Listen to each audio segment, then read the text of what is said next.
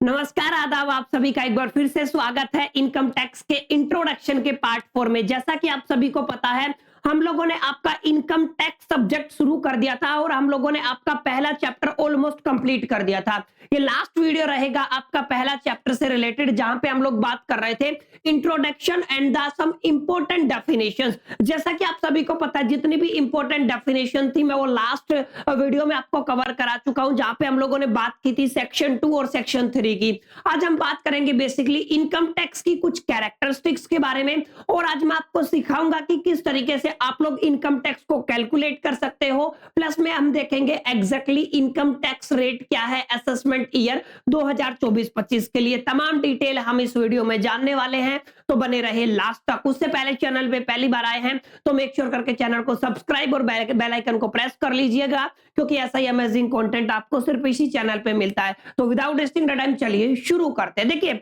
जैसा कि मैंने आपको लास्ट टाइम बताया था, हम लोगों ने अलग अलग चीजों पे डिस्कशन किया था। अलग अलग चीजें इन द सेंस मैंने बताया था आपका एक सेक्शन 2, उसके बाद हमने बात की थी सेक्शन 3 के बारे में।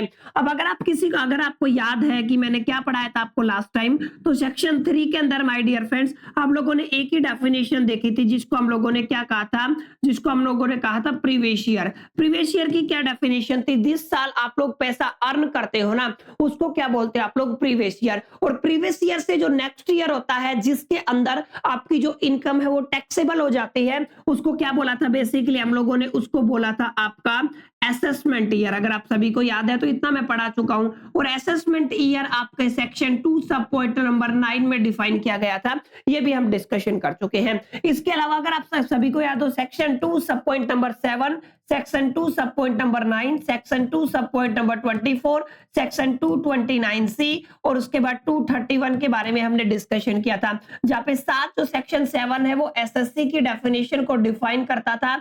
सेक्शन 9 आपका बेसिकली असेसमेंट ईयर को डिफाइन करता था। सेक्शन 24 आपका बेसिकली इनकम को डिफाइन करता था, जहां पे हम लोगों ने अलग अलग टाइप की इनकम को डिस्कशन किया था। 29C आपका मैक्सिमम मार्जिनल रेट को डिफाइन करता था और 31% की डेफिनेशन देता था।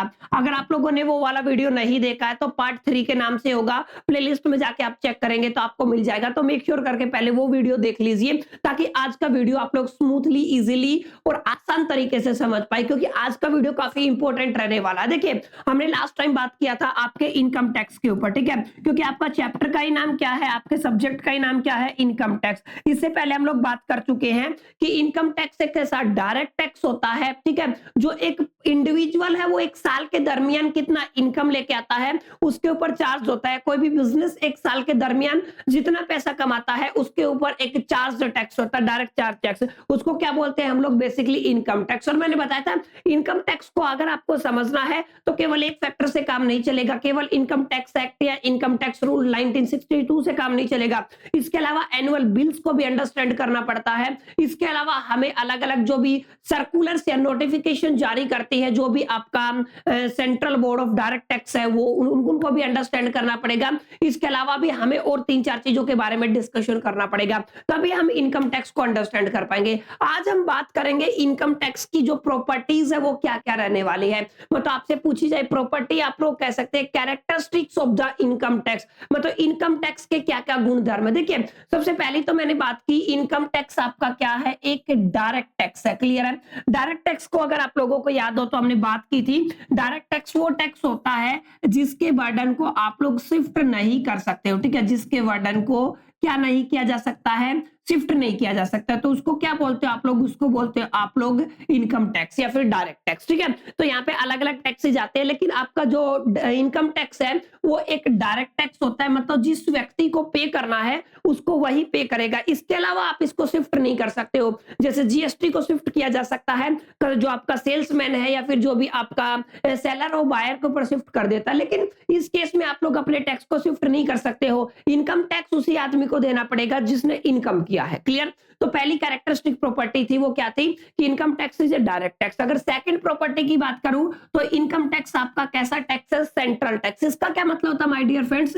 सेंट्रल टैक्स का मतलब ये है कि आपके इनकम टैक्स को सेंट्रल गवर्नमेंट एक तो आपकी इंपोज करती है, मतलब कौन इंपोज करता है? Impose by central government and the recovered by central government. This is very very important. तो सेंट्रल गवर्नमेंट है वही आपके इनकम टैक्स को इंपोज करती है और सेंट्रल गवर्नमेंट के अंडर ही वो आपकी रिकवरी होती है। क्लियर है? तो इंपोज एंड रिकवर्ड का काम कौन करता है? आपका सेंट्रल गवर्नमेंट। दैट्स व्हाई आप लोग कहते हो आपका जो इनकम टैक्स है वो क्या है? आपका सेंट्रल टैक्स है। Is it clear? यहां तक आई होप कि आपको समझ में आ गया होगा कि सेंट्रल गवर्नमेंट इसको अप्लाई करती है, इंपोज करती है और रिकवर करती है।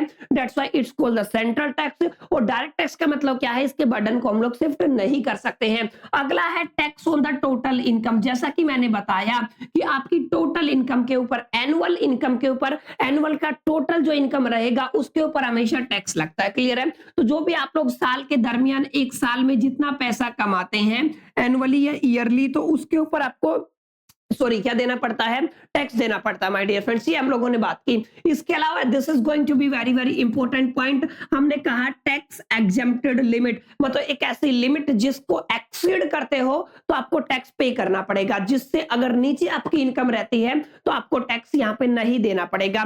तो यहाँ पे देखिए टैक्स एग्जेम्प्टेड लिमिट की बात करूं तो टैक्स एग्जेम्प्टेड लिमिट के अंदर कुछ 2-3 कैटेगरियां बनी हुई है जिनके बारे में आपको समझना है। ठीक है, मैं इसको शॉर्ट फॉर्म में लिख रहा हूं, टैक्स एग्जेम्प्टेड लिमिट। इसको मैंने TEL के नाम से डाल दिया। ठीक है, तो यहाँ पे देखिए कुछ इंडिविजुअल्स ऐसे होते हैं। पहली बात तो कौन सी कैटेगरी आती है? आपकी इंडिविजुअल्स की आती है। या फिर आपका क्या हो सकता है? आपका हो सकता है एसोसिएशन ऑफ पर्सन हो सकता है। क्लियर है? या फिर आप लोग कह सकते हो बॉडीज ऑफ इंडिविजुअल। ठीक है, तो ये अगर, और इसके अलावा एक कैटेगरी और ले सकते हो आप लोग जिसको कहते हो हिंदू अनडिवाइडेड फैमिली। ठीक है, तो यहाँ पे इस कैटेगरी में आपके 3 केस बन सकते हैं। एक तो नॉर्मल केस है, ठीक है, जिनकी उम्र, अगर आप लोग एज के क्राइटेरिया के हिसाब से बात करेंगे। और एक इंपॉर्टेंट बात बता देता हूं, आपका जो इनकम टैक्स है वो रेजिडेंशियल स्टेटस के ऊपर डिपेंड करता है। यानी कि आपका रेजिडेंशियल जो आपका स्टेटस रहेगा, रेजिडेंशियल जो आपका स्टेटस है ना, उसके ऊपर भी डिपेंड करता है आपका इनकम टैक्स। तो इस चीज को आपको ध्यान में रखना है।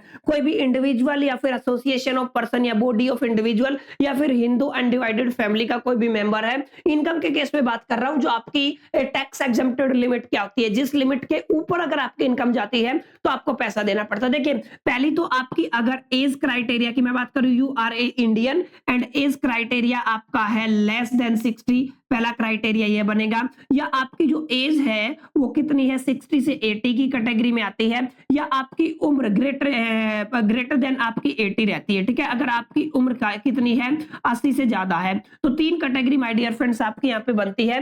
पहली क्या है, 60 से कम वाले आ गए। क्लियर है? दूसरा 60 से 80 के बीच में आ गए। और तीसरा क्या है, आपके 80 से ज्यादा वाले आ गए। यहाँ पे आपका एक चीज मैं बार बार कह रहा हूं, आपका जो रेजिडेंस है वो कौन होना चाहिए, कहां का होना चाहिए, वो इंडिया का होना चाहिए। ठीक है, अगर आपका रेजिडेंस इंडिया का है तो ही ये चीजें काम करेंगी। और अगर आपकी उम्र 60,000 आपकी जो 60 साल से कम है तो आपके लिए मैक्सिमम एग्जेम्प्टेड लिमिट रखी गई है 2,50,000, मतलब 2,50,000 तक आपको टैक्स नहीं देना। इससे ज्यादा अगर आप लोग पैसा कमाते हैं तो आपको इनकम टैक्स रिटर्न करना पड़ेगा, इनकम टैक्स फाइल करना पड़ेगा। क्लियर? तो जो आपका लेस देन 60 वाले हैं उनके लिए 2,50,000 की लिमिट रखी गई है। लेकिन जो 60 से 80 के बीच में है उनके यहाँ पे 3 लाख की लिमिट रखी गई, मतलब 3 लाख तक इनको कोई टैक्स नहीं देना। और जो सीनियर सिटीजन की कैटेगरी में आ जाते हैं, 80 से ज्यादा वाले हैं, उनके लिए जो आपकी मिनिमम एग्जेम्प्टेड लिमिट रखी गई है, टैक्स एग्जेम्प्टेड लिमिट रखी गई है, वो कितनी रखी गई है, 5 लाख। मतलब 80 साल से ज्यादा का जो भी आपका इंडिविजुअल, एसोसिएशन ऑफ पर्सन या बॉडी ऑफ इंडिविजुअल या हिंदू अनडिवाइडेड फैमिली का मेंबर जो इंडियन है, जिसका रेजिडेंशियल इंडियन है, तो उसको 5 लाख तक कोई टैक्स नहीं देना। 5 लाख से ज्यादा अगर वो पैसा कमाता है ईयरली, सालाना, एनुअली, तो उसको टैक्स देना पड़ता है। ठीक है, तो जो टैक्स एग्जेम्प्टेड लिमिट है वो डिसाइड कर दी गई है, ऑलरेडी ये डिसाइड है। इसके अलावा जितनी भी फर्म है या फिर कंपनी है, अगर मैं बात करूं फर्म या फिर किसकी बात कर रहा हूं, कंपनी की। क्लियर है? तो फर्म और कंपनी के केस में माय डियर फ्रेंड्स आपको याद रखना है, कोई आपकी टैक्स एग्जेम्प्टेड लिमिट नहीं है, उनको अपनी इनकम के ऊपर टैक्स देना ही देना है। क्लियर? तो ये 4 कैरेक्टरिस्टिक आई होप कि आपको समझ में आई होगी। It is a direct tax, central tax, tax on the total income and tax exempted limit. ये टैक्स एग्जेम्प्टेड लिमिट आपको इनकम टैक्स को को कैलकुलेट करने में काफी हेल्प करेगी, तो आपको प्रॉपर तरीके से समझना है। अगर आप लोग इसको समझ पाए तो इजीली क्रैक कर पाओगे, ठीक है। अगली कैरेक्टरिस्टिक प्रॉपर्टी की बात करते हैं। आपका क्या है, प्रोग्रेसिव टैक्स रेट। मतलब क्या है प्रोग्रेसिव टैक्स रेट का मतलब क्या है,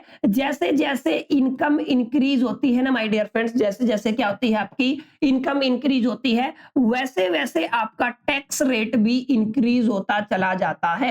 इस चीज को आपको ध्यान में रखना है, क्लियर है। ऐसा नहीं है कि आपकी 10% का टैक्स है तो सभी को 10 ही देना। जैसे जैसे आपकी इनकम बढ़ेगी, जैसे जैसे आपकी आय बढ़ेगी ना, वैसे वैसे आपका क्या रहेगा, इनकम टैक्स भी इंक्रीज होता चला जाएगा। अब इसका क्या मतलब है, इसका मतलब ये है कि tax is progressive. Tax rate कैसा होता है, प्रोग्रेसिव, यानी कि डायरेक्टली प्रोपोर्शनल होता है। Income is directly proportional to the tax rate. जितना पैसा आप लोग ज्यादा कमाओगे उतना ज्यादा आपको टैक्स देना पड़ेगा, वैसे वैसे आपका टैक्स बढ़ता चला जाएगा, ठीक है। With increase in the income there is a increase in the income tax rate, clear है। तो this is called the progressiveness tax of the progressiveness of the tax rate, clear. आप लोग इसको बोल सकते हैं, ठीक है। तो ये आपकी बेहद आसान है, इजी है, और उम्मीद मैं ऐसा करता हूं आपको समझ में भी आया होगा एग्जैक्टली क्या यहाँ पे सीन रहने वाला है, क्लियर। तो आपका जो टैक्स है, इनकम टैक्स है, वो कैसा है माय डियर फ्रेंड्स, वो है आपका प्रोग्रेसिव टैक्स रेट वाला है। आगे जो ये पॉइंट है ना, ये आपका बहुत इंपॉर्टेंट है माय डियर फ्रेंड्स, जिसको बोलते हैं surcharge. What is a surcharge? Surcharge का मतलब जिसको आप लोग बोलते हो एडिशनल चार्जेस, ठीक है। आप लोग क्या कह सकते हो, इनको हम लोग कह सकते हैं एडिशनल चार्जेस। अब एडिशनल चार्जेस आपको देने पड़ते हैं आपके जीएसटी या फिर जो आपका टैक्स है, इनकम टैक्स है, उसके साथ। ये अलग अलग क्राइटेरिया में आपके डिसाइड किए गए हैं। जैसे मैं आपको बता देता हूं, ये सरचार्जेस हैं, इनकी कैटेगरी आपको जरूर याद होनी चाहिए, इनके बारे में आपको पता होना चाहिए, क्लियर है। अब ये सरचार्जेस होते क्या है, इस चीज को आपको समझना है ध्यान से। देखिए, कोई भी इंडिविजुअल है, कोई भी हिंदू अनडिवाइडेड फैमिली का मेंबर है, एसोसिएशन ऑफ द पर्सन है, या फिर बॉडी ऑफ इंडिविजुअल है, उनको कितना चार्ज देना पड़ेगा, ध्यान से देखना। इन सभी कैटेगरी में अगर आप आते हो, जैसे मैंने एसोसिएशन ऑफ पर्सन की बात की, जैसे मैंने बॉडी ऑफ इंडिविजुअल की बात की, मैंने हिंदू अनडिवाइडेड फैमिली की बात की, या केवल अगर आप लोग क्या हो, इंडिविजुअल हो, इस कैटेगरी में आते हो, तो ध्यान से देखना, यहाँ पे कुछ स्लैब्स बन जाते हैं। अगर आपका इनकम की मैं बात कर रहा हूं, ठीक है, अगर इनकम आपकी 50 लाख से ज्यादा और 1 सीआर से कम है, यानी कि 50 लाख से और 1 करोड़। अगर दूसरी कैटेगरी की बात करूं तो वहां पे आपका 1 सीआर से आपका बनता है 2 सीआर। तीसरी कैटेगरी की मैं बात करूं तो यहाँ पे बनता है 2 सीआर से आपका 5 सीआर, और आपका चौथी कैटेगरी बनती है वो है आपकी 5 सीआर प्लस। मतलब ये 4 कैटेगरी आपकी आ जाती हैं। अगर आपकी इनकम 50 लाख से 1 करोड़ है तो आपको यहाँ पे एडिशनल चार्ज देना पड़ेगा 10%, माय डियर फ्रेंड्स। कितना रहता है आपका 10%। तो यहाँ पे एडिशनल चार्ज कितना रहेगा आपका 10%, ये आपको ध्यान में रखना है, क्लियर है। अगर यहाँ पे बात करूं, इनकम की बात करूं, 1 करोड़ से 2 करोड़ के बीच में है तो यहाँ पे आपका सरचार्ज रहता है 15%, और अगर आपका 5 करोड़ है तो यहाँ पे सरचार्ज हो जाता है 25%, 5 करोड़ तक है। और अगर 5 करोड़ से ज्यादा आप लोग पहुंच जाते हैं तो यहाँ पे जो आपका चार्ज हो जाता है, सरचार्ज हो जाता है आपका 37%। तो ये आपको सरचार्जेस है जो याद रखने हैं। किस केस में? आपका individual, association of person, body of individual, या फिर Hindu undivided family. Additional charges हैं। अगर आप लोग 50 लाख से 1 करोड़ के बीच में कमाते हो तो आपके ऊपर 10% सरचार्ज लगेगा। अगर 1 करोड़ से 2 करोड़ के बीच में तो 15%, 2 करोड़ से 5 करोड़ के बीच में तो 25%, और अगर 5 करोड़ से प्लस है आपका, फिर कितना भी हो, तो 37% का आपको सरचार्ज देना पड़ेगा। ये तो खैर आपकी इंडिविजुअल की बात हुई। अब आपको समझना ये है, इसके अलावा कोई भी फर्म है, मान लीजिए आप सभी को पता कोई भी फर्म है, तो फर्म को आपका जो, अगर उसका जो इनकम है वो 1 करोड़ से ज्यादा है, ठीक है, यानी कि आप लोग क्या कहोगे, 1 करोड़ प्लस है, तो यहाँ पे सरचार्ज जो उसका बनता है वो 12% का बनता है, क्लियर। तो फर्म के केस में कैसा बनेगा, 12% बनेगा। इसके अलावा आपकी डोमेस्टिक कंपनी आ जाती है, ठीक है। तीसरी कैटेगरी क्या आती है आपकी, डोमेस्टिक कंपनी। तो आपको याद रखना my dear friends, domestic company के अंदर 2 कैटेगरियां बन जाती हैं। अगर आपका इनकम आप लोग कह दीजिए मान ले 1 से और 10 करोड़ के बीच में है, या 10 करोड़ प्लस है, ठीक है, तो 10 करोड़ के बीच, 10 करोड़ से कम है तो आपको 7% सरचार्ज देना पड़ता है, और आपका 10 करोड़ प्लस है तो आपको 12% सरचार्ज देना पड़ता है। पर सरचार्ज आपको देना पड़ेगा, this is very very important, and ये आपका कंपलसरी रहता है, क्लियर है। तो यहाँ पे आप लोगों ने देखा, अगर आप इस कैटेगरी से आते हो association of person, body of individual या फिर ह्यूमन अनडिवाइडेड फैमिली से, और इनकम 50 लाख से 1 करोड़ के बीच में तो 10%, अगर इनकम 1 करोड़ से 2 करोड़ के बीच में 15%, 2 से 5 करोड़ के बीच में 25%, 5 करोड़ प्लस है तो 37%। अगर आपकी कोई फर्म है और 1 करोड़ प्लस आप लोग कमा रहे हैं, आप लोगों का इनकम 1 करोड़ प्लस है, तो वो किस में चला जाएगा, आपका 12% में। डोमेस्टिक कंपनी के लिए 10 करोड़ से कम अगर आपका इनकम है तो 7%, और अगर 10 करोड़ से ज्यादा है तो कितना हो जाएगा, 12%। ये सारे सरचार्जेज है जो मैंने यहाँ पे आपके साथ डिस्कशन किए। उम्मीद मैं ऐसा करता हूँ आपको समझ में आ गया होगा। आगे देखिए, अब यहाँ पे है health and education cess. Cess का मतलब एक तरीके से आप लोग जनरल लैंग्वेज में टैक्स ही समझ सकते हैं, ठीक है। तो इसका मतलब भी क्या होता है माय डियर फ्रेंड्स, इसका मतलब भी टैक्स होता है। हर एक इंडिविजुअल को, हर एक हिंदू अनडिवाइडेड फैमिली को, हर एक एओपी को, बीओआई को अपनी जो इनकम है उसके ऊपर एक हेल्थ एंड एजुकेशन टैक्स भी देना पड़ता है, जो होता है आपका 4%। ये है विद सरचार्ज, ठीक है। 4% क्या है आपका, विद सरचार्ज है, जो अभी अभी हमने पढ़ा ना, सरचार्ज के साथ है, ठीक है। तो हर एक व्यक्ति को अपना क्या करना पड़ता है, 4% का सरचार्ज, 4% का एजुकेशन एंड हेल्थ सेस देना पड़ता है, हेल्थ टैक्स देना पड़ता है, ठीक है। तो ये आपको ये फिक्स है, 4% ही रहेगा, इसको आपको ध्यान में रखना है। तो ये अगली इसकी प्रॉपर्टी होती है, कैरेक्टरिस्टिक प्रॉपर्टी, ठीक है। टैक्स बर्डन की बात करता हूं, जैसा जैसा मैंने बताया, अगर आपकी इनकम बढ़ती है तो आपका टैक्स का बर्डन भी क्या होता है, बढ़ता है। तो इसका मतलब जो भी रिचर पर्सन है उनको ज्यादा टैक्स देना पड़ता है एज कंपेयर टू द जो भी आपके पुअर पीपल है। क्लियर है। तो रिचर पीपल के ऊपर बर्डन ज्यादा होता है as compare to the pure people, क्योंकि उनके पास तो पैसा है नहीं, किधर से देगा। जो ज्यादा कमाता है उसको ठीक ठाक सा बढ़िया सा टैक्स देना भी चाहिए। क्लियर है। वो बेटरमेंट ऑफ द सोसाइटी के लिए ही होता है। आई होप कि आपको समझ में आया होगा what is the meaning of tax burden. और यहाँ पे हम लोगों ने क्लैरिफाई किया, टैक्स बर्डन इनकम के साथ इंक्रीज होने के साथ बढ़ता रहता है।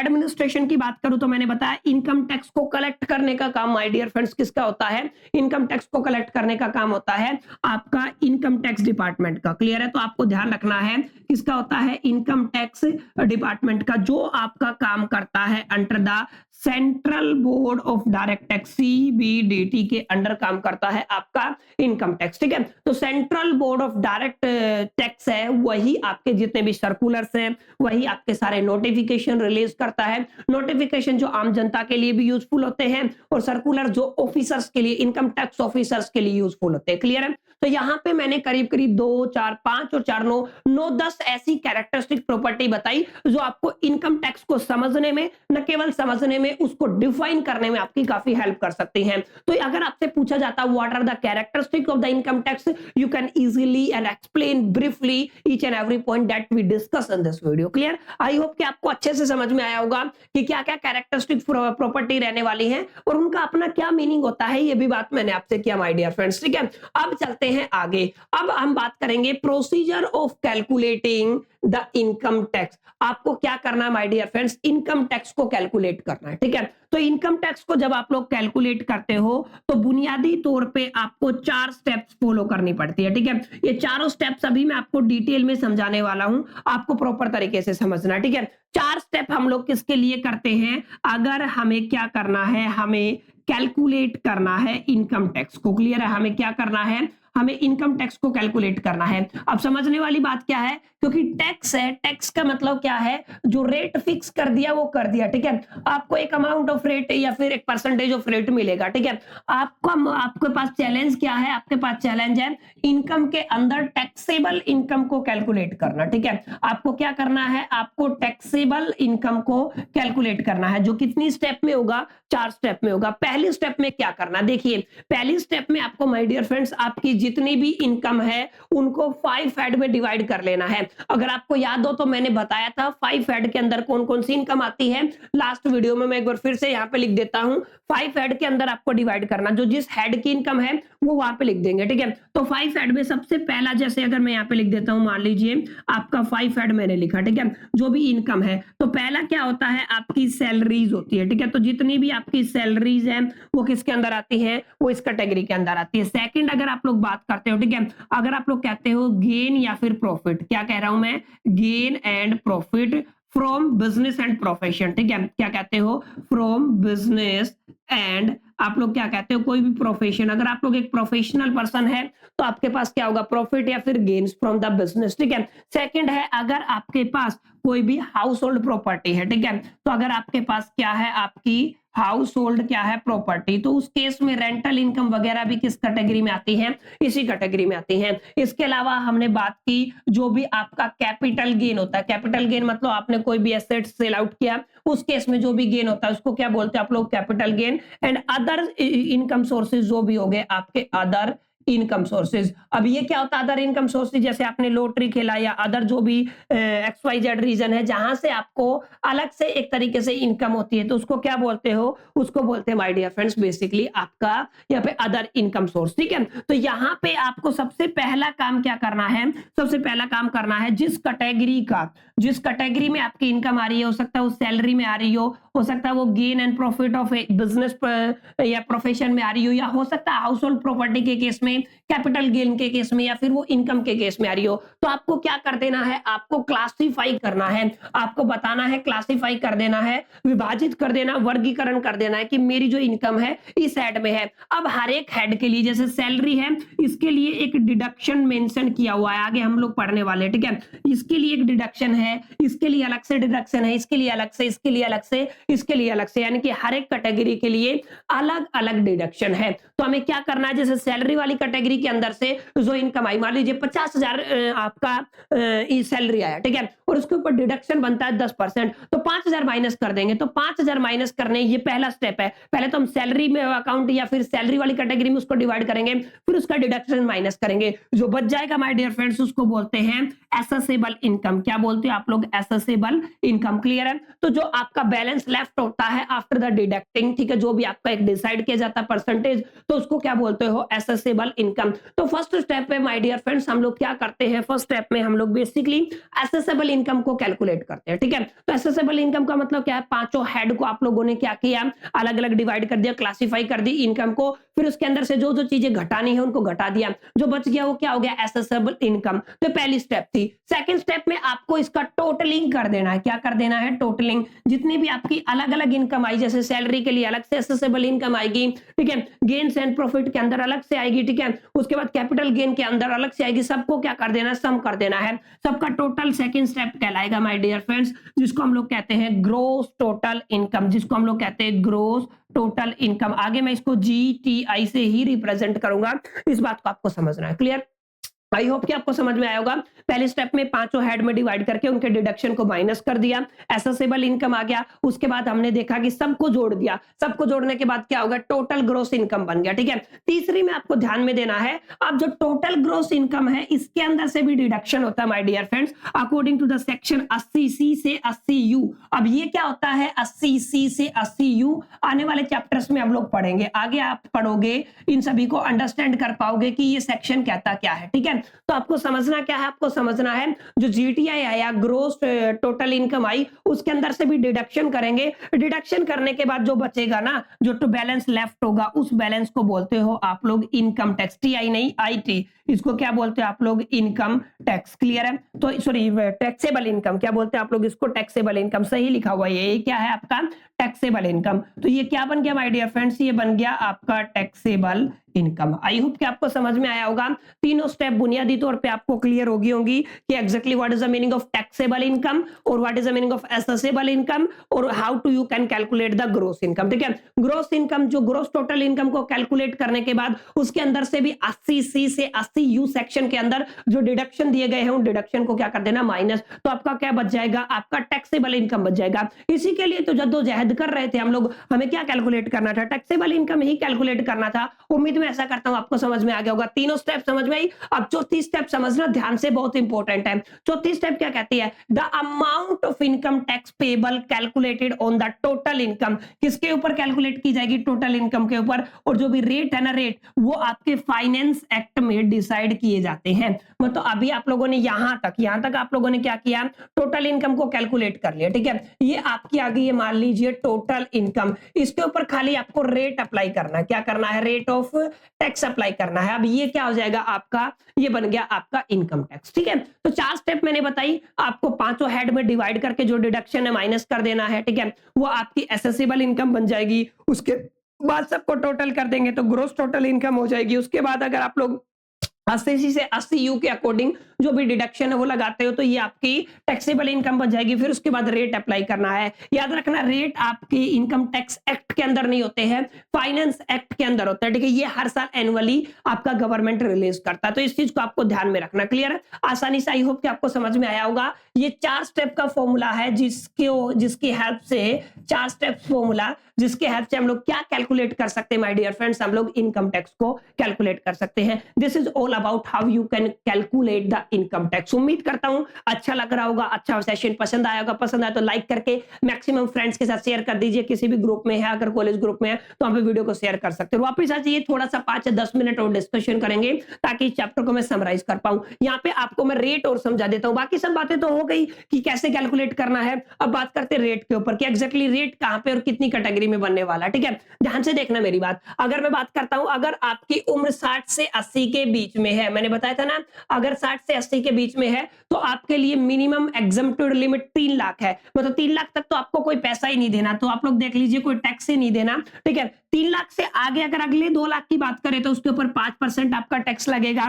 अगर अगले 5 लाख की बात करें तो 20%, और आगे जो बैलेंस बच गया ना उसके ऊपर कितना लगेगा, 30%। तो ये आपको जरूर जरूर ध्यान में रखना है कि एग्जैक्टली कितना क्या लगने वाला है। 60 से 80 वाले बार के लिए है, ये स्लैब के लिए है कि आपका मिनिमम एग्जम्प्टेड लिमिट तो 3 लाख है। 3 लाख तो कुछ है नहीं, उसके आगे अगर 2 लाख है तो उस पे 5%, उससे आगे 5 लाख है तो उसके ऊपर 20%, और उससे आगे है तो उसके ऊपर कितना लगेगा, 30%। तो बिल्कुल इजी है। आई होप कि आपको समझ में आया होगा। आगे चलते हैं। आगे देखिए, आगे वाला कौन सा क्राइटेरिया है, वही रेजिडेंट और नॉन रेजिडेंट ऑफ इंडिया। 80 साल मोस्ट सीनियर सिटीजन वाला जो केस है, इस केस में 5 लाख आपका लिमिट था, तो 5 लाख के बाद अगर अगले 5 लाख की बात करते हो तो 20%, और उससे आगे कितना लगेगा, 30%। मतलब है आपका क्राइटेरिया 30 पे ही रुक जाता है। क्लियर है? तो 80 साल की अगर आपकी उम्र है तो अगर आप टैक्स कैलकुलेट करना चाहते हैं तो 5 लाख के आसपास तो आपको कुछ टैक्स ही नहीं देना है, क्योंकि मिनिमम एग्जम्प्टेड लिमिट है, ठीक है। और इसके अलावा अगर आप लोग उससे आगे 5 लाख कमाते हो तो उसके ऊपर 20%, और आगे जितना भी कमाओगे उसके ऊपर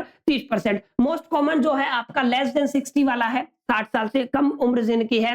2.5 लाख आपकी मिनिमम एग्जम्प्टेड लिमिट है, तो अगले 2.5 लाख के लिए 5%, अगले 5 लाख के लिए 20%, और अगला बैलेंस कितने पे कैलकुलेट होगा, 30% पे। ये जो आपका रेट ऑफ इंटरेस्ट है, ठीक है, रेट ऑफ टैक्स है। क्लियर है? तो ये सारे रेट आपको याद रखने माय डियर फ्रेंड्स, बहुत आसान है, बहुत इजी है, आपको समझ में भी आएंगे, और आई होप कि आपको क्लियर भी हो गया होगा कि कैसे आप लोग इन सभी रेट्स को अप्लाई करते हो, कैसे आप लोग इनकम टैक्स को कैलकुलेट कर पाओगे, ठीक है। कैसे इनकम को कैलकुलेट किया जाता, फिर हमें ये रेट्स अप्लाई करने 5%, 10%, 20%, 30%, ठीक है, जो भी आपको दिया गया है, और उस रेट्स को अप्लाई करने के बाद आप इजीली क्या कैलकुलेट कर पाएंगे, इनकम टैक्स। इसके अलावा लास्ट एंड फाइनल आप लोग देख लीजिए, ये आपका ओल्ड टैक्स रेजिम है और ये आपका न्यू टैक्स रेजिम है। क्लियर है? यहाँ पे कुछ एक क्राइटेरिया दिया गया, हालांकि इसको अप्लाई नहीं करते हैं। 3 लाख तक कोई टैक्स नहीं है, 3 से 6 है तो 5%, 6 से 9 है तो 10%, 9 से 12 है तो 15, 12 से 15 है तो 20, अब 15 है तो 30%। हालांकि इसको हम यूज नहीं करते, हम यूज करेंगे अपने वाले 4 स्टेप्स, लेकिन आपके नोटिस में होना चाहिए, आपको पता होना चाहिए एग्जैक्टली क्या क्या चीज आपके